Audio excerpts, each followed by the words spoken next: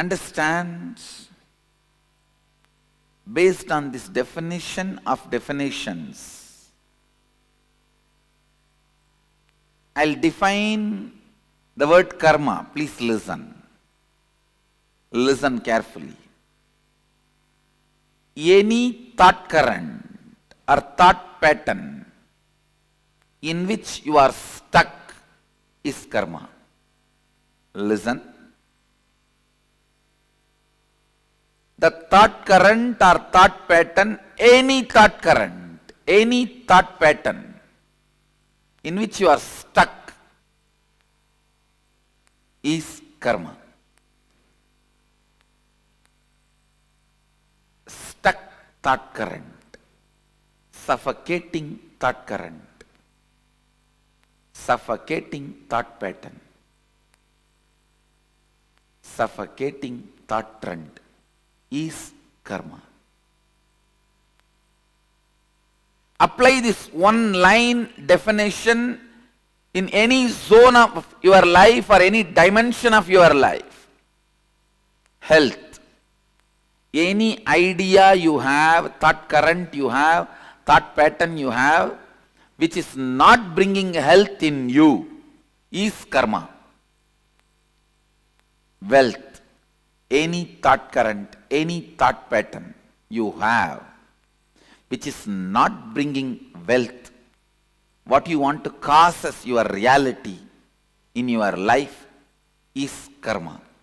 Anything which is not letting you cause your reality, the stuck thought current which is not causing your reality is karma. Listen.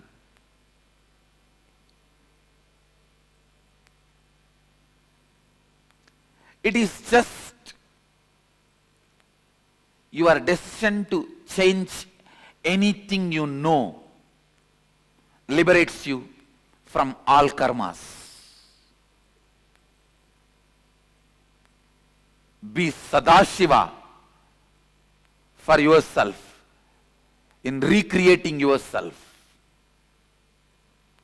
Be Mahadeva for yourself for reinventing yourself.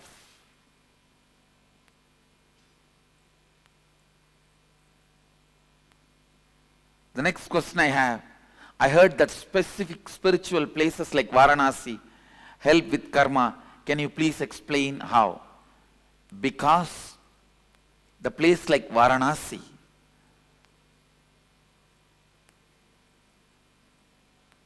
has its own energy centers, lifestyle, way of existing continuously to teach breaking free from your old thought current and thought pattern. So Varanasi will really infuse that energy of ferociousness to reinvent yourself. Understand, especially the coming October Varanasi Inner Awakening.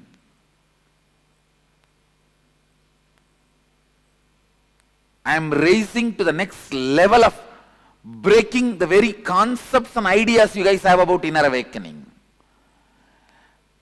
I am breaking the very karma of Inner Awakening. Understand? Whatever you know about Inner Awakening and I know about Inner Awakening, I am breaking it. Come to experience the space of Rama and how he lived the experience of Shivoham.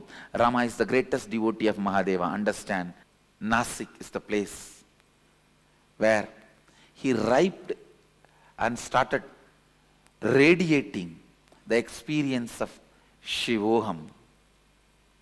So come to celebrate Rama's Shivoham experience. So you will see me totally in a new different dimension and space, because I'm going to express Rama's experience of Shivoham. Shri Nityananda Namaste, Shri Nityananda Namaste, Shri Nityananda Namaste, Shri Nityananda Namaste. Galaddanagandam Miladbhringashandam Chalatcharushundam Jagatpranashaundam Kanattantakandam Nipatbhangachandam Shiva Prema Pindam Bhaje Vakratundam.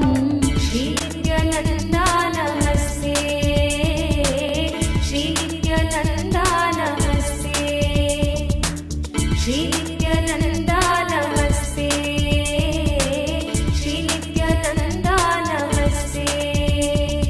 Anadyantamadhyam param tattvamartham चिदाकारमेकं तुरीयं त्वमेयं हरिब्रह्मभृग्यं परब्रह्मरूपं मनोवाहतीतं महशैवमीडे.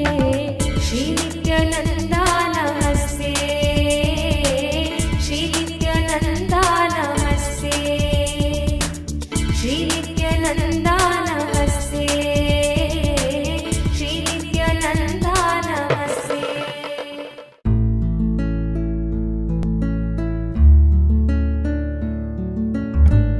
Okay, I have a question. See, today Swami told even if it's like completion, when it just gives the partial completion itself, there is also karma, but it's a good karma. Then what is that which is like ultimate thing which is not even a karma, even if you are following it? I think the ultimate thing which will bring you complete completion is the master.